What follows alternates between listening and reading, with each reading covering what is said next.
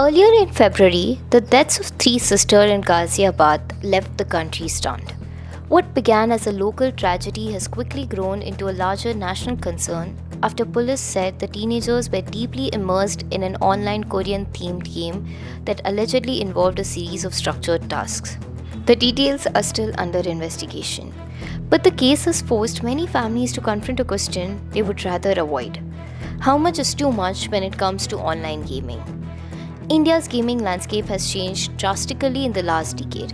Smartphones are cheaper, data is cheaper, games are no longer simple distractions, they are immersive worlds.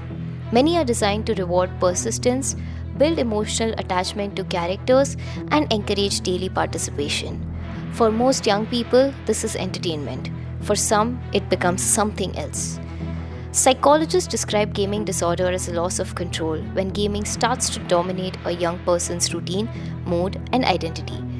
Parents often notice changes gradually: late nights, slipping grades, irritability when asked to log off, withdrawal from friends or family, and secrecy about online activity. In extreme cases, the virtual world begins to feel safer and more meaningful than the real one. What makes the Ghaziabad case particularly disturbing is not just the mention of a specific game, but the possibility of emotional isolation. This is not about demonizing games, it's about understanding vulnerability. In this interview, we speak to a counseling psychologist, Rigden Bangti Bhutia, to understand what gaming addiction really means, how parents can recognize red flags, and whether tragedies like this reveal deeper cracks in how we are raising and listening to our children in a hyper digital India. Thank you so much for joining us today. And I think we are going to talk about a very important concern in the country right now, which is the gaming addiction among youngsters. Before we even dive into what's happening in the country, can you first help us understand what is gaming addiction? Because now it's very common for people to game all sorts of games.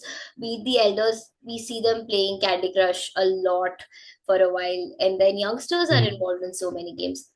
So, as a psychologist, what exactly is considered as a gaming addiction, and when does it happen? Okay.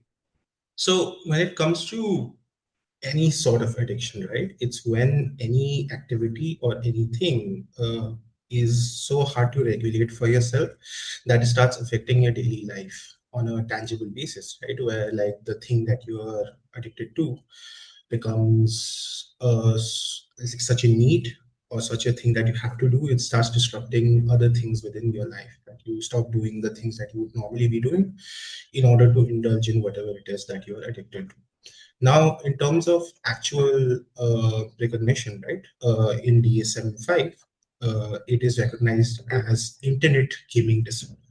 So the part about the internet being present is also important, where it's the excessive use of internet games that lead to this sort of dependency and distress. So, when it comes to gaming addiction in general, of course, it can have internet connotations as well, as we will talk about in the coming conversation.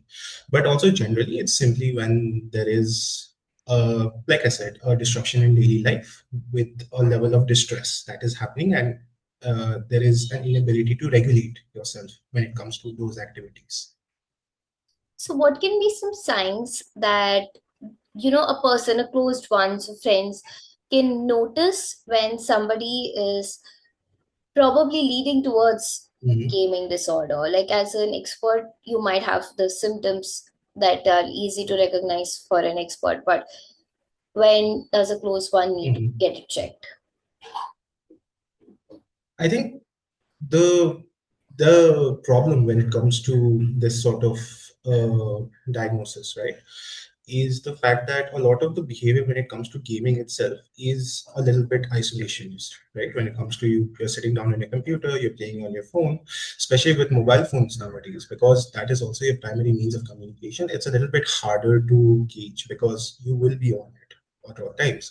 But mostly, if you look at a few signs that maybe you should be looking on towards like excessive use of these devices, uh, withdrawal from daily activities of any kind, say loss of appetite, etc. If like say generally if there's a level of conversation that is being reduced in terms of like how you daily interact with them, in terms of how say like they make it a point to always go back into that same space, they isolate themselves.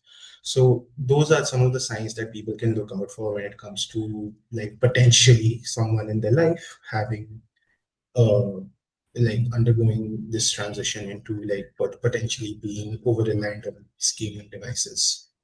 So something where their regular behavior is being dysregulated, and also a lot of Yes, withdrawal is happening from the everydays of life, like attending either school, college, or work, or doing the regular yes, responsibilities that one indulges in. yes. I mean, like, say for example, if you have a friend, right, and you were used to talking to your friend, but suddenly, like, the friend doesn't show up, and like, there's less conversations happening. There's like those spaces like that they used to show up in become lesser. They start missing classes, etc. Those can all be signs for the same. And also, when we talk about the games in general, which, in your experience, which games are more prone to leading towards addiction? Because, like we recently saw in the Ghaziabad miners case, where three girls jumped from their building, they were constantly playing Korean game, and the father was unaware that they were Sure. supposed to do some tasks. And even a few years ago, Blue Wave Challenge, where Mhm. people were involved in doing some tasks, where really leading in were involving in hazardous behavior. But games like Firefly and Mhm. other online games are also very aggressive in nature. So can you help us understand that which games impact more, or are there any such criterias for games? So I think to understand this, we have to sort of understand why gaming addiction is becoming as prevalent as it is, right? The problem with any sort of addiction is most people see addiction as a choice, right? Or even if not a choice, but a symptom, Hmm. right? Whereas the actual reality is all, if not most, if not all addiction is an outcome. Okay. It's an outcome of various factors that go into it, right? If you look at when it comes to especially younger people, right, adolescents, etc., who are now indulging in the spaces, what we see is a pattern of how common spaces have generally been eroded from society. Where, especially if you look at cities, right, there's such a big lack of spaces where children can generally be social when it comes to, say, for example, when we were growing up, right? I grew up in a small town. So, like, even though I was a little bit not the most extroverted person when growing up, the nature of where I grew up in, meant that I had to go out, I had to interact with my peers, I had to, like, do things, right? Because that was the only choice I had. And so that led to a level of socialization, a lot of needs that are being met despite it all. What we are seeing now is those spaces are now going away, where like even for various reasons, right, there is like a fear of parents like who don't want their children to get hurt, so they try to limit them more inside. There's a lack of parks and public places that are available to children outside of, say, maybe like classes or like school, etc., right? So all of that has a very negative effect on the type of socialization that children actually need.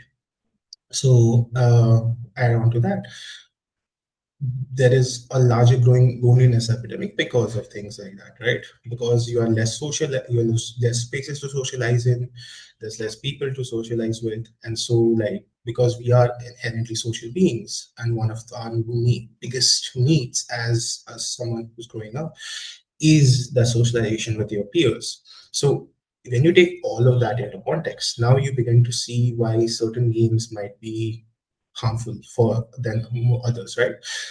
Games with a social aspect, where like because you aren't going out and seeing your friends, people start making friends online, and it's a very natural progression how this goes. Because at the end of the day, we are seeking is company, right? We are seeking friends, we are seeking people who share a common thing, and especially after COVID, and especially after like that level of isolation that's ramped up, and we have to take into account how immense the impact of COVID is. Like we sort of brush it aside now because things have opened up, and like people have gone back to normal, but it was an unprecedented space where people were certainly like shut inside, right? And even in the Ghaziabad girls case, a, a very unfortunate thing to have happened to anyone, right? One of the factors that was mentioned is how the COVID lockdown played such a big part in the isolation that they felt. So in that isolation, children, as any person would, start to seek out more spaces. And this was a problem that was already growing, but that was sort of supercharged by the lockdown itself. So if you look at the games now in this context, right? So games that give you a social aspect, games that and it's not just the games, right? The way you consume media, the things that you consume is also now predicated by your online behavior. The things that you watch, the things that you do, like streamers have become a really big part of like culture and society now, simply because there was nothing else to do, right? And so that sort of, while that is a very big space now growing, that can also lead to people becoming really dependent on those spaces because they don't see that, or they haven't developed the skills necessary to be able to socialize outside of that, and hence that gets deeper there. So obviously games again, like the games that you mentioned, right? As well as other games, say like PUBG, Fortnite, all of those games that have that multiplayer aspect that allow you to interact with other people, become games that people can really get sucked into. So again, when we talk about internet, one of the major aspects of Mhm. internet booming is the socialization factor, that it's meant for us to connect with each other. And now we see that there is, especially with youngsters as well, that there is a different persona uh, uh, in their online presence and a very different identity in real life. What is this real versus real challenge that we usually see youngsters complaining about? Can you tell us a bit more about that? Of course. I think we can always, like, this is not a new thing when it comes to it, right?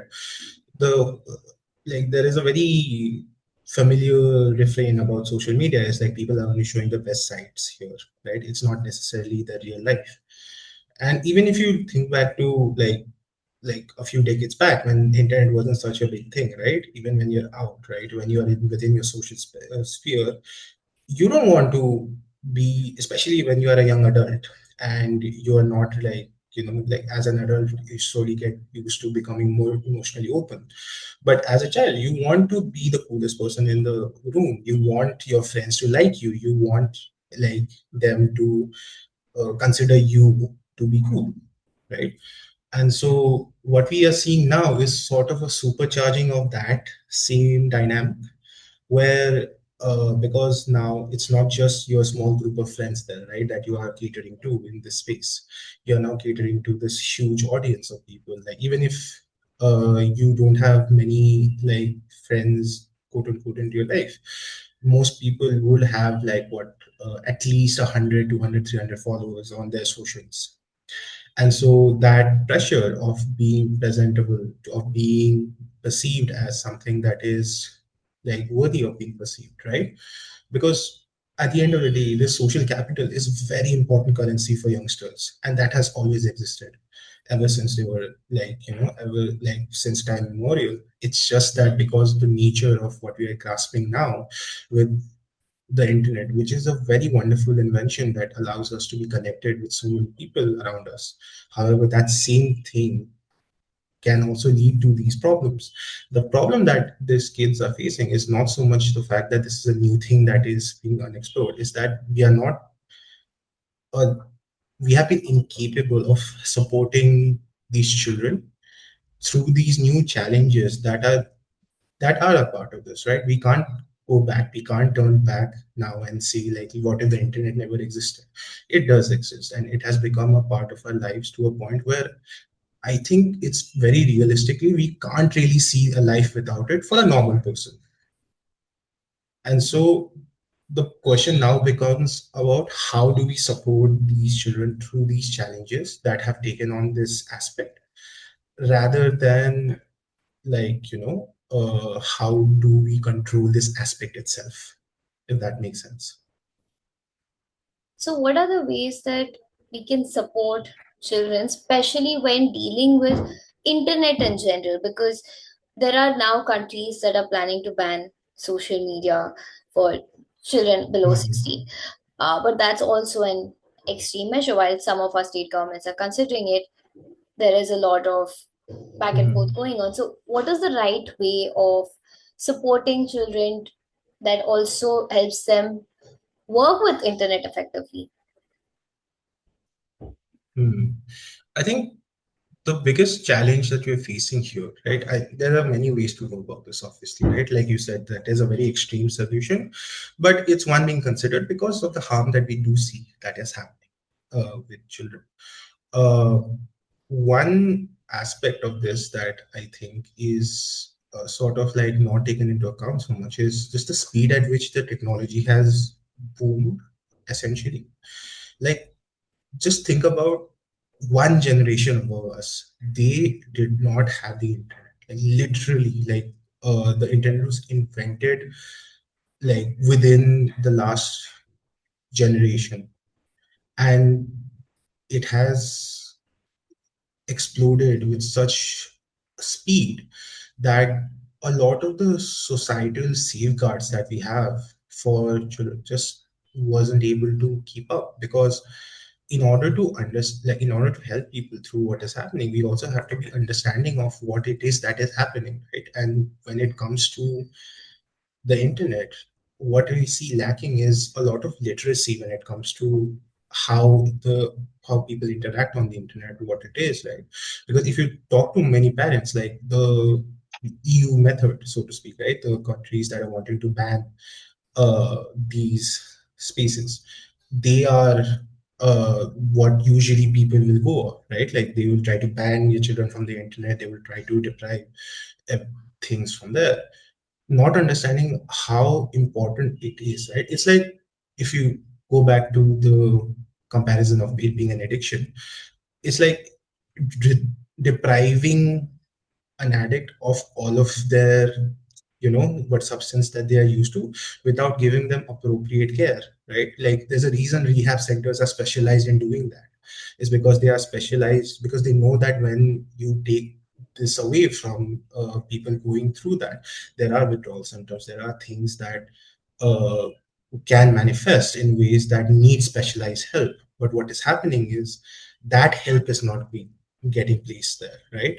We are illiterate about how internet works, and so the only thing we see is, oh, bad thing, cut off that bad thing, not realizing that it has so many more uses and functions that are being played in a day-to-day activity. Like I said, it becomes the sole source of so much socialization, and without it, essentially, there's so much isolation that is there. It further exaggerates the problem in itself.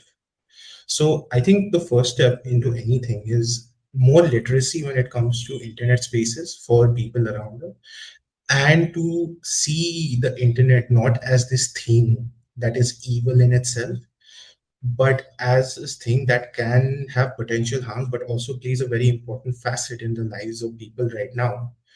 And then learning how we can work with it, right? Like, maybe instead of cutting off fully, right? We can start implementing a balance of, like, having those spaces where you are also part of that space, right? Because a lot of parents don't really understand those spaces, right? And then there is that demonization of the spaces that these children enter because of the result that is so horrific. Rather than that, like, so for example, the A good example of that is the blue whale game, right? So there was such a big panic about the blue whale game and how it was making children commit all of those things. That later turned out to be a hoax, and a lot of experts went into it and they found that it wasn't really a thing. Later it had a negative impact because then there were copycat claimants, right? And people now, after it became such a big panic, people started like making like these copycat games where then there was real harm, but the initial harm came from the panic that was created because there was a lack of understanding within that space. And so, what we see and what we need is more literacy, more understanding of what it is, and potentially giving children or instituting more spaces for them to interact, which does not exclusively have to be internet based, right? But it has to cater to their interests as well. And that in itself is a challenge, I understand. And so it has to be a balance. It can't be cut off completely or do it completely, right? It comes more from a process of understanding and then limiting. So there has to be a way of coexisting with the internet while adults learn and educate themselves about the online world in general, and also not take extreme Mhm. measures or cut off the children from internet while providing the physical interaction that a child requires while growing up. Is that right? Absolutely. I will say here, right, given the nature of addiction in itself, that balance can be very hard to achieve sometimes. And it's also unfair for parents to be solely responsible for that, right? There need to be resources provided for those parents to also learn from. There needs to be people you can reach out to, right? Like addiction helplines are always available for people, right? And we treat them with with the seriousness that they do deserve. But when it comes to things related to kids and games, etc., it's almost like there is like a childification that we do and infantilization that we do of this issue, where like it's almost treated as like not as serious as those other instances. And so that leads to a lack of a lot of resources that are absolutely necessary for people to actually be able to access them on a basis where it can be helpful, right? So literacy in that aspect also would mean understanding of how serious this issue can be, but not in a way that is sensationalized as like we see often, right? When it comes to, oh, this big thing has happened, and so we need to knee-jerk reaction, ban everything. Rather, it's a process of understanding the process and then developing resources that can help with that understanding as well. So, how can one support a youngster, teenager who is probably addicted Mhm. to games? Like in the Ghaziabad case, we saw that parents sort of refrained the children from uh, playing that game. Mhm. So, what could be the right way a Mhm. parent or a teacher or a caretaker can do once they know that, okay, this Mhm. child has gaming disorder or is addicted to gaming? Then Mhm. what is the right way of going about it?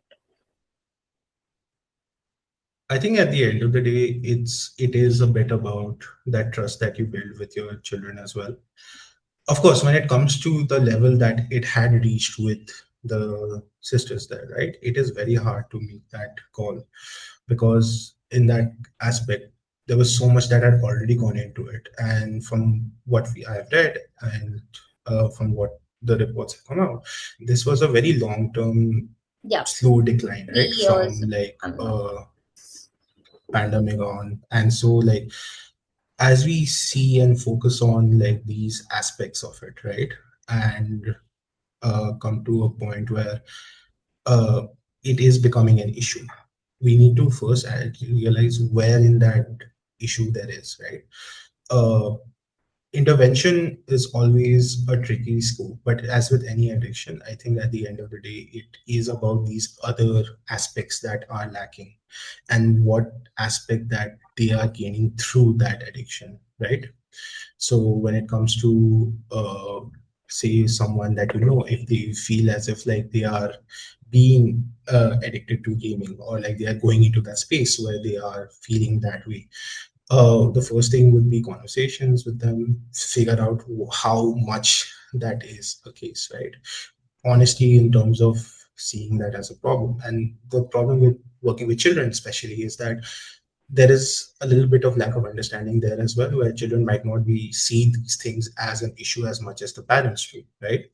And hence, this is why dialogue and just being able to like make them understand or why this is an issue becomes a challenge. I'm not saying that cutting off devices may not be an answer, because at some level there needs to be that as well, right? But that has to be very carefully done. Where if you are doing that, right, then you will have to also take into account what away from them and how you can sort of not replace it necessarily, but also give them the resources that they require in order to like not like in order to feel as if like they are still getting that in the same way that any other addiction would be, where there's constant help with them going through it, right? Professional And help. understanding and awareness of, yeah, and how to like as a parent, as someone who is in that situation, I can completely understand how hard it must be, right? Obviously, you have school counselors now, you are like making use of those resources is also very important here. uh, and just generally being available to those children in a way which is not punitive, but rather in a way where you look out for their well-being in a way that also includes them, right? uh, I think that's a very long-winded answer to say just be there for your children. Try and your friends as well, right? Understand that what they are going through is not their fault, quote unquote, right? There may be aspects of which there is, but there are larger structures in place because of which this is happening.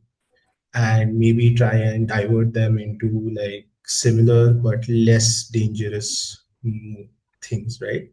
Because there are certain games that do prey on children. I do want to make that very clear. There are loot boxes, there are mechanisms which are essentially gambling, which, if not regulated properly, can lead to so many other issues as well.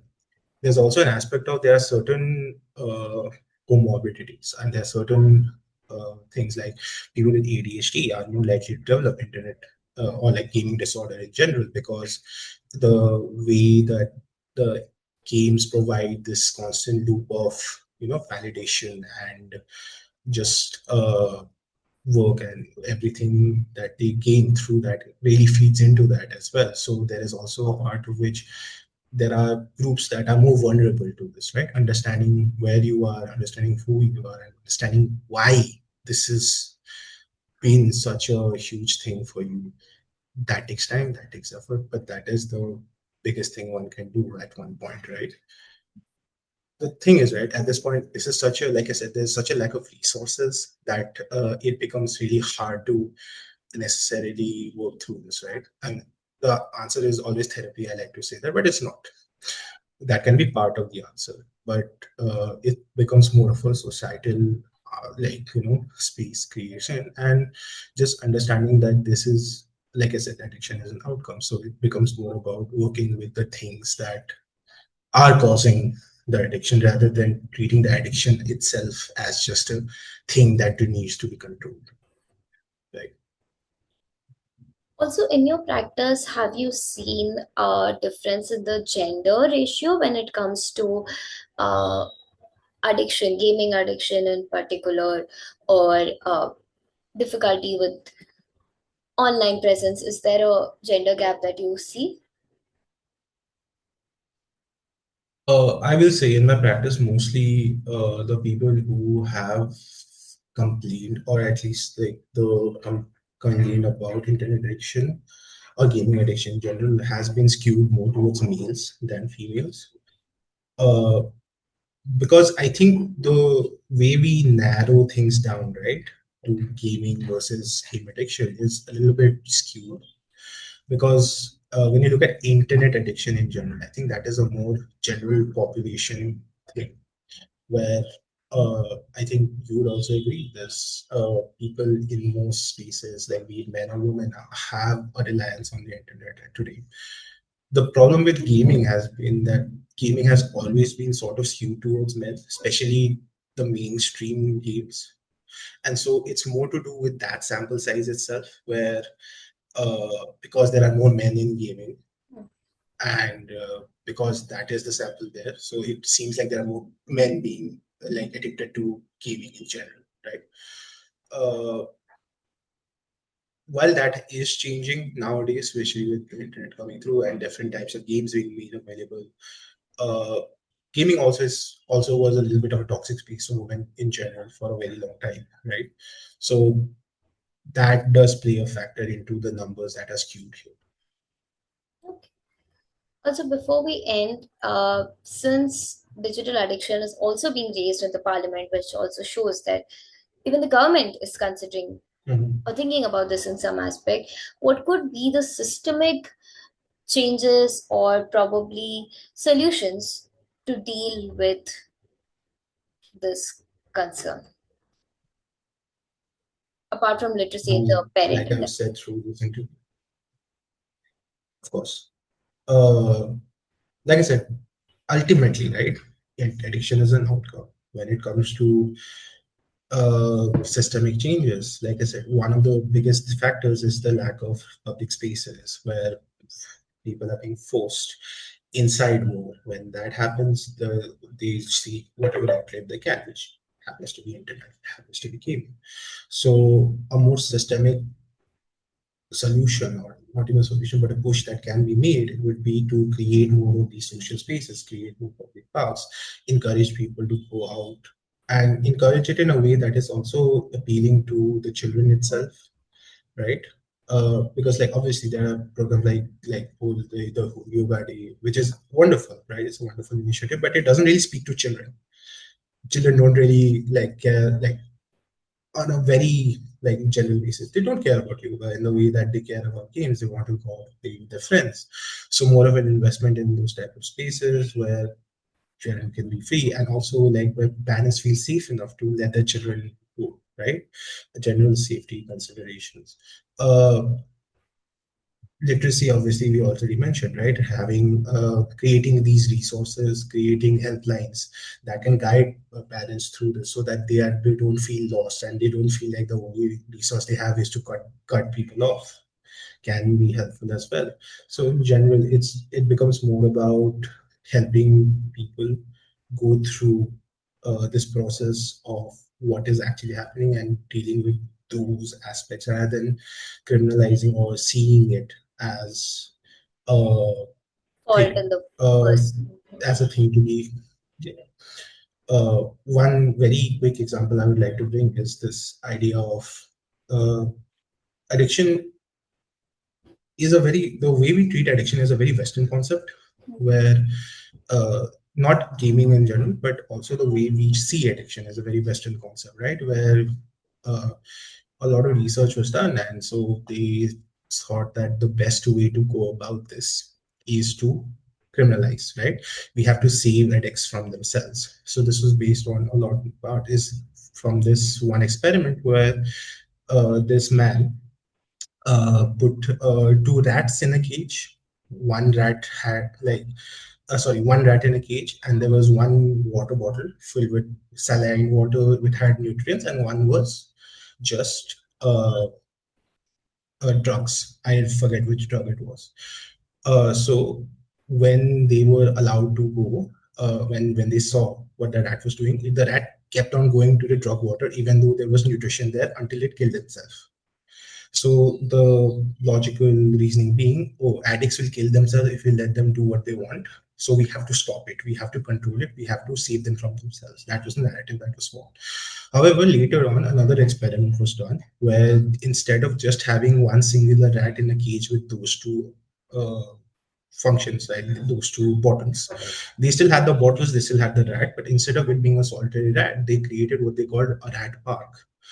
So they had multiple rats there. They had multiple games that they could do, like those balls, like mazes that they could run through. And what they saw was the rate at which the rat went to the addictive substance fell drastically. So what they found was when there is fulfillment in other ways, right? the rate of that addiction does go down. Now, while that aspect has been like, there have been follow-up experiments that have created conflicting like answers. What has been conclusive is the idea of the Portuguese model. So around the turn of the millennium, Portugal had one of the worst drug problems in the world. Like 1% of their population was addicted to heroin, which is like 1 in 100. Like that is insane, and that's reported numbers. And they realized that something was wrong. So what they did was, instead of they got all of the scientists together, and then they started developing like what is happening. So what they found was, instead of spending so much time incarcerating these drug addicts and putting them through like this punitive system that you put them back into the same place at the end of it, they started investing heavily in rehabilitation programs, right? One of the programs that they did was, the government would if you hired, as a private person, hired one of these people who has gone through that program, the government subsidized half their salary. So that way you are also incentivized to hire these reformed people, and like they also get a chance to change their lives. And what they saw was a big reduction in addictions like that went through after that. Now, this model also has issues, but what it speaks to is this larger narrative of addiction is an outcome, and we need to support people through it rather than seeing them as things to be saved from, right? Or things to punish, so to speak. Yeah, so I'm so sorry I took so much of your time to go through this tangent. Thank you so much for the insight and explaining us so well about how addiction is an outcome and we need to be fight against it together rather than treating it in isolation or cutting off people from it. Thank you. Thank you so much for your time.